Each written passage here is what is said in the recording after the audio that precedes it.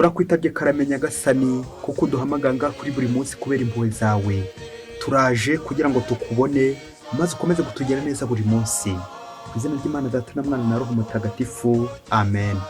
Amahoro bana b'Imana, nimuhumure kandi mugire Noheli nziza.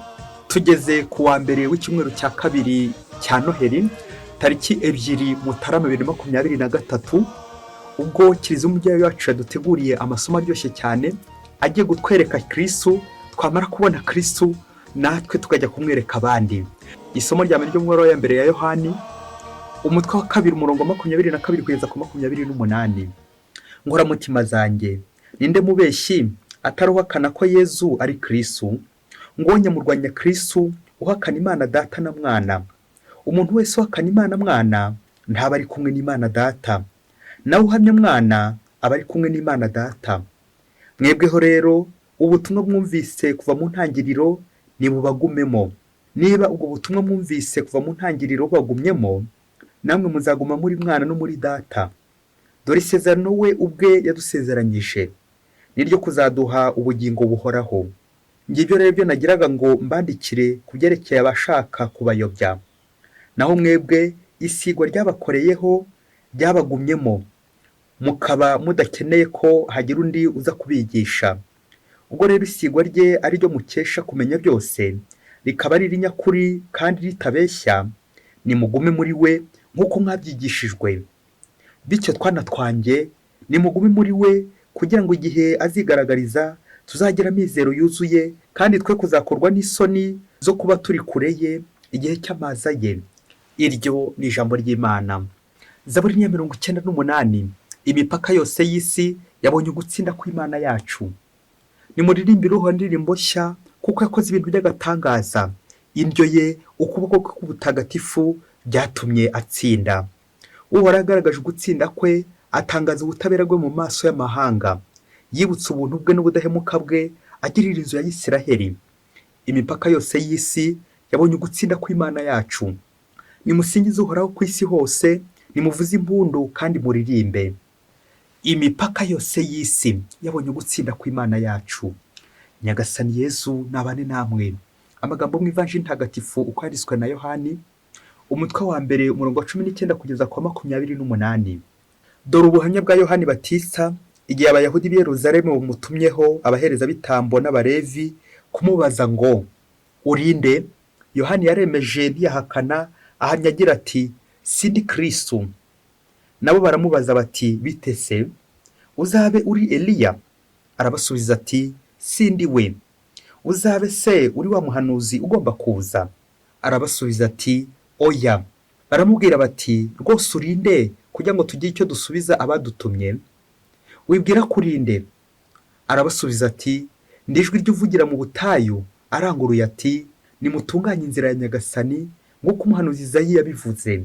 Abari batumwe bari abo mu Bafarisayi. Bongera kumubaza bati none se kubatiza kandi utari Kristo, ntube Eliya, ntube na wa muhanuzi, ubiterwa n'iki? Yohana arabasubiza ati ngewe mbatiriza mu mazi, ariko hagati yanyu hari uwo mutazi, niwe ugiye kuza ankurikiye, singwe no gupfundura umushumi w'inkweto ze. Ibyo byabereye i Betaniya hakurya ya Yorodani, aho Yohani yabatirizaga.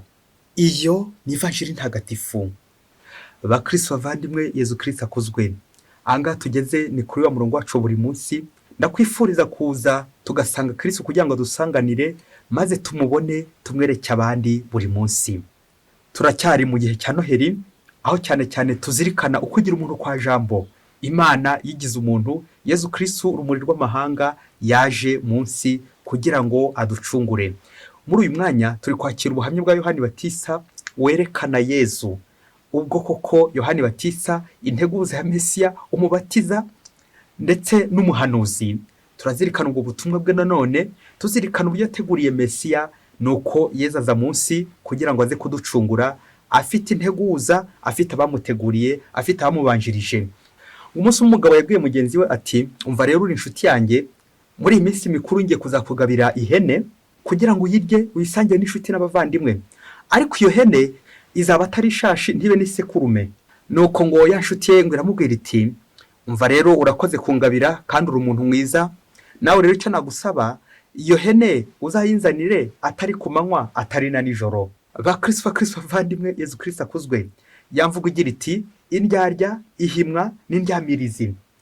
Bakristo rero tuje ahangaha kwegera Nyagasani, tuzirikana uburyo abantu umwe ashobora kubeshya undi, undi akaryarya undi. Uburyarya buri hano ku isi ubu bwose bukingiriza Yezu Kristo. Turaza kubona ko hari ibyaha dukora byinshi bikingiriza Yezu Kristo, ariko tujye kwibanda ku cyaha gikomeye cyane bita ububeshyi. Nanjye kuvuga uburyarya, ibi byose ugenda uryarya mugenzi wawe, ariko ejo n'ejo ubundi ukazatahurwa. Uburyarya, ububeshyi, ibyo byose bigakingiriza Yezu Kristo. Iyi ngingo rero tujye kuzirikanaho, kudakingiriza Yezu Kristo cyangwa kwirinda gukingiriza Yezu Kristo, iradufasha cyane cyane kuva ahangaha ducitse ku ingeso y'ububeshyi. Buri wese rero yikabakabe arebe ukuntu ajya abeshya mugenzi we, arebe abajya abeshya. Bavuga ko icyaha cyo kubeshya ari cyaha gikomeye cyane, na niyo mpamvu tugiye kugiha umwanya kugira ngo tukizirikaneho. Nako ko turi mu gihe cya Noheli, turi mu gihe cy'uko Nyagasani yigaragaje, turi mu gihe cy'uko Nyagasani yaje kudusura. Imana yaje mu bantu, Imana yaje iwacu, Imana yageze mu rugo iwawe nawe. None se wasanga ukirangwa no kubeshya? Iyi ngeso rero tuze kuyisiga ahangaha, dore ko ugiye w'abandi asiga ingeso ku irembo. Natwe rero tuje ahangaha imbere ya Nyagasani, nyabuneka dusinye ingeso ku irembo, kugira ngo Nyagasani koko tubone uburyo tumubona, kugira ngo Nyagasani tumubone. Nawe rero Mukristo muvandimwe, ndakwifuriza kubona Nyagasani, usige iyo ngeso ku irembo. Navuga iyi ngeso y'ububeshyi ikingiriza Nyagasani, niyo tugiye kwibandaho. Turebe uburyo abantu babeshya batabona Imana, turebe uburyo ushobora kubeshya bikaza kurangira wowe wibeshye, bikaza kurangira uhombye, ugahomba bikaza kurangira uhombanye, guhomboka bitabuze. Rero uyu mwanya reka natwe twigire kuri abahanuzi, cyane cyane Yohani Batisa, tugaragaze Nyagasani koko. Tureke Nyagasani agaragare aho kugaragara ari twebwe, tureke Nyagasani umenyekana aho kugira ngo tuyamamaze twebwe ubwacu. Kudakingiriza Nyagasani. Amasomo rero uyu munsi agiye kubidufashamo, ubwo ko amasomo ya Noheli ari gutubwira Kristo wari we, ari gutubwira ndetse n'abamurwanya. Kristo yaje hano munsi, ariko yagize abamurwanya ku buryo bwinshi cyane. Tuzirikana cyane cyane mu mateka, abanditsi bagiye bandika bavuganira Kiliziya bitewe n'abayobe benshi bari badutse muri ibyo bihe. Mu isomo rya mbere twumvise abayobe aribo Yohani yita abanyamurwanya Kristo, bishatse kuvuga bihakana Kristo, abayobe, abigisha b'inyoma, bakayobya imbaga y'Imana, bakayobya abakristo, bashobora gukuyobya nanjye banyobya. Abo rero nibo bita abanyamurwanya Kristo. Abantu bose bagendera mu nzira mbi, abantu bose bagendera mu mwijima, abantu bose bagendera mu bubeshyi, bakagaragara uko batari, inyuma bakatwereka nk'intama ariko imbere ari ibirura. Abo ni banyamurwanya Kristo. Yohana arabacyaha agira ati, nkoramutima zanjye, ninde mubeshyi ataruhakana ko Yezu ari Kristo? Ngonye mu Rwanda Kristo uhakana Imana Data na Mwana. Amen, amen, amen. Yohana agatwinginga kugira ngo tugumane identité chrétienne, uko turi abakristo nyine tukagumana ubukristo bwacu, kakuzuye umutima gasesekara ku munwa. Umukristo rero wasizwe, watowe, wasizwe na Kristo, gasigwa amavuta ya Krisima, ya mavuta koko atugira umwe na Kristo, ya mavuta koko adushyiramo ikimenyetso kidasibangana, tugagumye kwa Kristo, ubukristo bwacu ntibuveho. Twagombye kwirinda kwishushanya, tukirinda n'abayobe, bityo tugagumana na Kristo, cyane cyane twirinda kumwihakana, ahubwo tukamugaragaza. Nuko niba ndi umukristo koko, ku manywa nkaba umukristo, na nijoro ngakomeza kuba umukristo, kugira ngo Kristo, ishusho ya Kristo igaragare iwanjye. Noye kujya mpisha Kristo, noye kujya nigaragaza ngo Kristo aba ari we uburizwamo. Kristo akaburizwamo imbere yanjye, Kristo akaburizwamo imbere y'ingeso yanjye, ingeso yanjye igakingiriza Kristo. Nabageze kure kandi ndi umukristo. Yohana rero agatugira inama yo gukomera ku isezerano, cyane cyane isezerano ry'abatisimu, aho dusigwa Krisima, Kristo watowe, natwe twatowe n'Imana, kugira ngo koko tugaragaze Kristo uwo ari we, kwe kumukingiriza. Anabyo twumvise mu isomo rya, anabyo twumvise mu Evanjiri y'uyu munsi, turazirikana Yohani Batisa uduha urugero rwiza rwo kugaragaza Kristo, rwo kureka Kristo nawe akagaragara. Akamvuga igira iti, mva mu izuba. Harwo dushobora gukingiriza abagenzi bacu, tugakingiriza abagenzi bacu kubona Yezu Kristo, bakingiza urumuri. Gukora ko twigira banini, bikaza kurangira koko uwo twari kwerekana aburijwemo, uwo ni Yezu Kristo. Yohani Batisa araduha urugero. Turazirikana aba bantu twakwita baje kumwinja, abakontresigise, abafarizayi batumwe kugira ngo bajye kubaza Yohani Batisa, nanjye kuvuga ibibazo niba ari by'amatsiko, ariko nibyo kumutega imitego. Ese uri Kristo? Kubera iki bamubajije ikibazo? Kubera ko Yohani nyine yakoraga ibikorwa byiza, cyane cyane byo gutegura Nyagasani, atanga batisimo kwisubiraho, agashishikaza abantu kwisubiraho kugira ngo bategure inzira za Nyagasani. Ariko bakomeje gushidikanya, bakomeje gushaka kumurwanya, ntabwo baje kumaza ibibazo gusa kugira ngo basobanukirwe, ahubwo abenshi baje kumurwanya bashakisha uburyo bamurwanya kugira ngo bamutsinde koko. Ariko Yohani Batista kubera ko azi Yezu wari we, Yohani Batista azi umurimo we, Yohani Batista azi inshingano ze, kandi ko akazikurikiza akazikora. Vocation yarayizi, umuhamagaro warawuzi, no kuzerekana ntama w'Imana, no kuzerekana Kristo, no kureka Kristo akagaragara. Turatangara umugenzo wo kwicisha bugufi wa Yohani Batista, ubwo ko abantu bamubona mu igihangange ariko akiyoroshya, yirinda kwigira Kristo nyine, kandi ko ashobora gufata uyu mwanya akawufata ko akawugundira. Ariko dutangazwa no kukwiyoroshya kwa Yohani Batista, son humilité, akavuga ati sindi Kristo, sindi uwo mukeka, sindi Kristo, sindi Eliya, sindi uwo muhanuzi ugomba kuza. Ngo ukwiyoroshya Kristo bavandimwe. Ese wo mubyeyi, nta gihe kiragera ugafata umwanya wa boss wawe, ugafata umwanya w'umukoresha wawe uri umukozi, ukigaragaza ko utari, nk'uko dufata imyanya y'abatuyobora, tugafata imyanya y'abashefu, kandi koko ngewe nagombaga kuba serviteur, umugaragu. Ngo umugaragu Yohani Batista uturarikira kurangamira umugaragu kuri Yezu Kristo. Mwumve rero Yohani Batista uwariwe n'umugaragu, ati ndijwe ibyo uvugira mu butayu yaranguruye, ati nimutunganye inzira za Nyagasani nk'uko umuhanuzi Izayi yabivuze. Amen, amen, amen. Bakristo bavandimwe, iki twica twese abenshi hano ku isi nuko buri wese atajya mu mwanya we, ngashaka gusabira imyanya y'abandi. Byashyari koko, wa muntu ugira ishyari ushobora gusa kwiha kubarura ibintu by'abandi, ariko ibyo bikamunanira. Uko dushaka gusabira imihamagaro y'abandi, ariko twebwe yacu gatunanira. Nguko bakristo bavandimwe, uko kenshi tugaragara inyuma nk'abantu beza, nyamara koko imbere biri gucika. Nguko tutigaragaza uko turi, nguko uko ngomba kwiyoroshya uyu munsi. Mpamagariwe kuvugisha ukuri, mpamagariwe kugaragara ukondi, mpamagariwe kwiyerekana ukondi kugira ngo Kristo nawe nyine agaragare. Ho Kristo yigaragariza hehe? Mu baciye bugufi. Iyo ntangiye gufata umwanya wa Kristo, cyane cyane ntangira kwiyemera, kwirata, kwikuza, kwishyira mu birere, kwiha umwanya ntarimo, kwigira umushefu, nyamara nakagombye kuba umugaragu werekana Kristo. Uyu munsi ni umunsi koko Yohani Batista tugira inama, akanaduha n'impanuro z'imirimo dukora, ubutumwa dushinzwe kudakingiriza Kristo, kuko gukingiriza Kristo ni ubuyobe. Niba hanyamurwanya Kristo nyine, yamvuga igira iti umwana utaganiriye na se ntamenye icyo sekuru yasize avuze, kandi ngo utumikiro badaherukanye ngo aramubeshyera, ngo bigera akamubeshyera. Rero natwe tuze kureba niba tugiherukanye na Kristo. Ndacyahaguka Karisiya, ndacyari umukristo koko, ndacyaheruka mu kiliziya, ndacyaheruka mu ngoro y'Imana. Niba koko ndaherutsemo, ikimenyetso nuko ndi kubeshya. Ibyo ndi kuvuga asanga ndi kubeshya, kuko nyine ndasuruse, sinkigera ku isoko, sinkigera kwa Kristo wantumye, ahubwo nsigaye ngewe ngira gute nigaragaza, kagaragaza ibyanjye, nkagaragaza uko ntari. Nguko birangira umugaragu wikuza, bikarangira koko asenyutse. Ibyo bisenyutse koko, ngo umunsi umwe hirya kure cyane muri Afurika, ngo hari kampani y'umupasiteri yacuruzaga ibintu bikomeye cyane, kandi koko yunguka muri iyo quartier. Nuko ngo pasiteri na kampani ye yageraga ngo umukozi wamukoreraga akora ibintu by'amasuku, ariko ngo uwo mukozi ngo yageraga gutya, yarangiza gukora nuko yarakisiga kitaka. Urumva yari afite icyumba cyose, yari afite biro kubera ko yayikoraga mu isuku. Nuko ngo igihe cyagera yarangiza gukora amasuku, ngo akambara ikote rya shebuja, naho nyine agaseruka kamera neza. Nuko ku buryo abashoboraga kuza shebuja ataraza mu kazi, bajya ngo niwe nyiri kampani. Nuko ngo igihe kimwe kiza kugera, ngo abacuruzi baza kuza hafi ya kampani kugira ngo babone uburyo batambutse ibicuruza byabo. Bahageze mu gitondo cya kare, bahasanga wa mukozi koko byumvikaniranje gukora amasuku, yambaye ikositime, ameze neza rwose, wagira ngo niwe nyiri kampani. Nuko abacuruzi baramubaza bati niwe nyiri kampani? Nuko wa mukozi arikiriza, kubera ko babonaga koko byambariye ameze neza koko.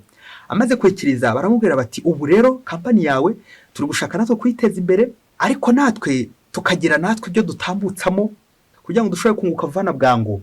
Nuko abacuruzi bandi babwira nyine uwo bose wa mukozi bati rero buri munsi ko dutambukije ibicuruzwa byacu, tuzajya tuguha miliyoni y'amadolari kugira ngo koko iyi kampani yakomeze itere imbere, natwe ariko dukomeze dutere imbere. Ariko cyane cyane wowe turagirira wowe, kuko iyi kampani yawe koko yunguka cyane, kandi koko abantu benshi baza bayigana. nuko wa mukozi na wa mubosi areba hirya areba hino, maze areba ibyo bicuruzwa bagiye kujya batambutsa aho ngaho. W'iki twari kugira ngo basinyire, ubundi bajya bitambutsa, ubundi bashyira amafaranga kuri konti. Nuko bya bicuruzwa abirebye uko byitwa, nawe tekereza ibicuruzwa bitagomba gucuruzwa kwa pasiteri uko biba bimeze, asanga ko bidakwiye gucuruzwa kwa pasiteri. Wa mukozi areba hirya areba hino, yibaza ukuntu agiye kwinjiza ibintu kwa pasiteri kandi bitemewe, ibicuruzwa bitemewe. Urakeka ari biki mubyeyi wowe? Niko ni ibihe bicuruzwa bitemewe kwa pasiteri ariko bishobora kuzana inyungu z'ikirenga muri kampani ye kandi bitemewe? Nuko wa mukozi areba hirya areba hino, aravuga ati buriya ndamutse nyishe pasiteri inama ntabwo yabyemera kuko ndamuzi ntiyabyemera. Rero ikiruta reka ndebe uburyo nabikora, ubundi mpite ngira uyu murimo w'ubucakara sinzawusubire, ubundi koko mpite ngira, ubundi bajye baza bawunyuruza iwanjye. Nuko ngo banza barasinyaye kontara y'umwaka kugira ngo ibicuruzwa bijye bitambuka, nako kamiliyoni nyine kajya gatambuka, abahereza konte yiwe. Ariko ngo abaha kondisiyo igira iti birabasaba rero kujya muzinduka kugira ngo akazi gatangire koko twarangije gusinya, ubundi ibicuruzwa byanyu biri gutambuka. Nuko barabyemera kuko bemera ko bazajya bazinduka. Ngaho for impamvu yababwiye kuzajya bazinduka kwari kugira ngo pasiteri nyiri kampani naza agasange nyine afere yararangiye, agasange koko ibicuruzwa byatambutse, wa mukozi yabasinyiye, ubundi bigendeye ibicuruzwa biri gutambuka. Ubwo bamaze gusinya nyine amasezerano ukuntu bazajya bakorana koko n'uburyo ibicuruzwa byabo bizajya bitambuka. Mu gitondo wa mukozi yaza gukora isuku mu biro bya ya kampani, dore ko ariho babikaga n'ikashe byose. Nuko abacuruzi bakaza koko akabateraho kashe akabasinyira, ubundi bakajya gucuruza kakava. Niba ari ibiyobyabwenge ntumbaze, ibyo bicuruzwa byabo byose biragenda. Buri munsi bakaza gutereshaho kashe, nabo nyine bagakora verisoma kuri ya konte wa mukozi ka miliyoni. Nuko iminsi irataha indi irashira, baza buri gitondo kugira ngo kuko abatereho kashe, ubundi ko ibicuruzwa byabo bitembere aho ngaho, ibicuruzwa bitari byemewe kugurishwa ku mugaragaro, keretse basinyiwe nyine niyo kampani, kuko iyo kampani nyine yari izwi cyane, kampani yungukaga bikomeye. Nuko rege kimwe kiza kugera bya bindi byuko nyine nyakibatara bushyitsi, kandi ngo aho mutindi yanitse ngo ntiriva. Nuko ngo umunsi umwe patro wa pasiteri aza kuzinduka noneho ku kazi, kuko ngo agomba gukora urugendo rurerure, maze azinduka ku kazi kugira ngo agire dokima zimwe abanza gusinya. Ngo ageze ku kazi, ngo amaze kwicara, ngo ajye kubona abacuruzi barahingutse, baratangira umuhati dusinyire. Wa pasiteri ngaho nawe tekereza uburyo pasiteri agiye gusinyira abantu atanazi n'ibyo basezeranye. Nuko rero mu gihe wa pasiteri atangiye kwibaza ibyo gusinya bari kumubwira, bahita bamwereka kontara basinya nyine na kampani. Nuko wa pasiteri amaze kureba amasezerano, asanga koko umwaka wose urashize, ibyo bicuruzwa biri gutambuka aho ngaho, ari kampani iri kubisinyira ko yabyakiriye, ikakira n'amafaranga, izo nyungu. Agiye kureba koko asanga ari ya konti wa mukozi we ariho banyuze amafaranga. Nuko rero pasiteri amaze kubona ibyo bintu, areba hirya areba hino, nuko aratangira ngo agiye kurega uburyo abantu yihaye kuza kumuvogera, abateka mutwe bakaza kumuvogera kampani, none ngo agiye kubafungisha. Nuko pasiteri ngo ashoye ikirego ko agiye gufungisha abo ngabo bose binjiza ibintu bitemewe bakabinyuriza iwe, nawe yibaze ukuntu aza gutsinda. Nuko ngo pasiteri ageze aho yagombaga kurega, aho gasanga uwo ari kurega ari nawe ari kuregera. Wagiye se ngo ntiyaje kurangira bamufunze ndetse na ya kampani bakayifunga. Bakristo bavandimwe, ubu pasiteri ari kuzira iki? Bamwe bati ari kuzira uyu mukozi we, umukozi wabeshye ko ari we shefu y'iyi kampani, bikaza kurangira koko atangiye gusinyira, agasinyira ibintu bitemewe, ibicuruzwa bitemewe bikinjira mu iduka. Nuko rero igihe cyaje kugera, babacuruzi burya ngo bari bamaneko. Bakristo bavandimwe, uko abantu benshi twibeshya tukajya kurega kandi wongeye kuregera ari nawe ndi kurega. Mbega kaga bakristo bavandimwe, abacuruzi baza muri iyi kampani twabajyanye n'abafarize baje kwinja Yohani. Bakristo bavandimwe, twitonde, ababe babaye benshi, hari bamwe bazaza batwinja, hari bamwe bazaza bakwereka inyungu z'ikirenga, bikaza kurangira koko baduhombeje, tukaza guhomboka bitabuze.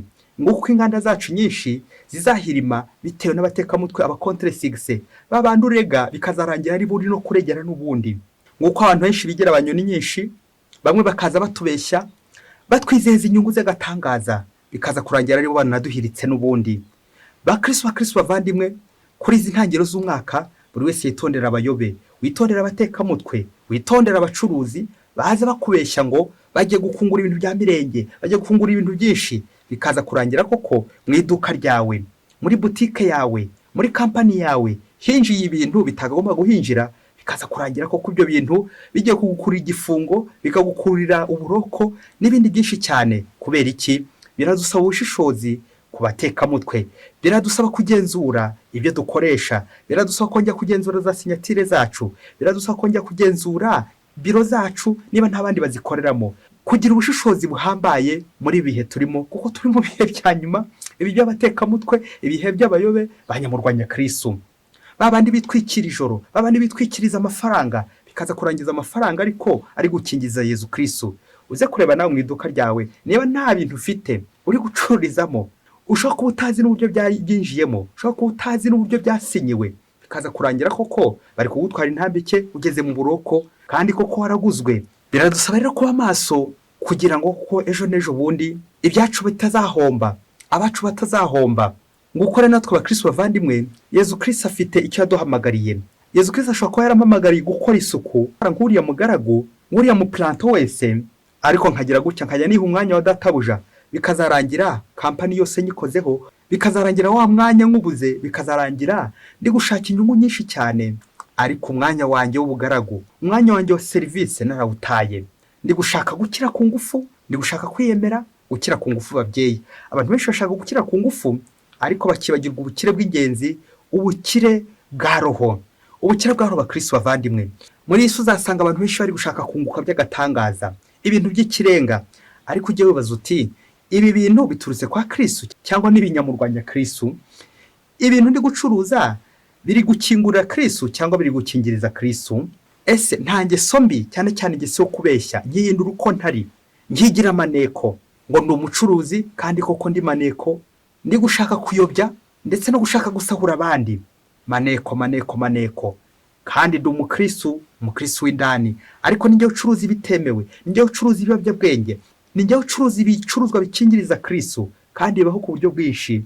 Bikaza kurangira koko umwanya wa Kristo nkuriye, bikaza kurangira Kristo umusubije ku musaraba, Kristo ndi kumubambisha. Kubera iki? Yanjye so yanjye wubeshyi, nanze kugaragara uko ntari, kandi koko Kristo hari umwanya yanshyizemo, umwanya mwiza uzampemba neza, ariko njye narangiza koko ngawukoresha nabi, ngawukoresha ndi kwiyitirira umwanya utariwo. Yohani Batista twigishe kwicisha bugufi, buri wese akerekana uko ari, umwanya ariho kandi akawukomeraho. Rero bakristo bavandimwe, buri gihe kitwica twese, igituma tubihirwa mu mihamagaro yacu, igituma abantu benshi za gatanya ziri kuvuza ubuhuha, nuko buri wese atiyakira uko ari. Nguko kubeshya, burya kubeshya ntabwo ari ukuvuga gusa ibinyoma, ahubwo no kwibeshya. Igihe cyose uzajya ubeshya, ujye uzirikana ko amaherezo uzabeshya, bikaza kurangira uri kwibeshya. Ngizo zandyarya, yandyarya ihimwa n'indyamirizi. Nguko kubeshya bikaza kurangira kuko uri kwibeshya. Umuhanga yaravuze ati, uramutse ucitse ku ngeso y'ububeshyi, ndakubwiza ukuri wagera heza, waba ucitse ku ngeso nyinshi cyane, kuko kubeshya nyine ni icyaha kibi cyane gikingiriza Imana, gukingiriza Kristo n'ibinyoma. Mu Kristo muvandimwe, wasanga uyu mwaka nawe ukiri kuvugira ibinyoma, bisijya muri 2022, maze mu 2023 koko uba uri umunyakuri, uvugisha ukuri, wigaragaza ukuri, ukora icyo ushinzwe kandi ugikore mu gihe cyacyo, maze koko turangamire Kristo aba ari ugaragara, twebwe koko tumwerekane nka Yohani Batista. Mwese mbifurije amahoro y'Imana, Noheli nziza, umwaka mushya muhire. Imana ibaho umugisha. Imana Data na Mwana na Roho Mutagatifu. Amen. Padiri Masumbuko Ladislas wa Diyosezi ya Cyangugu.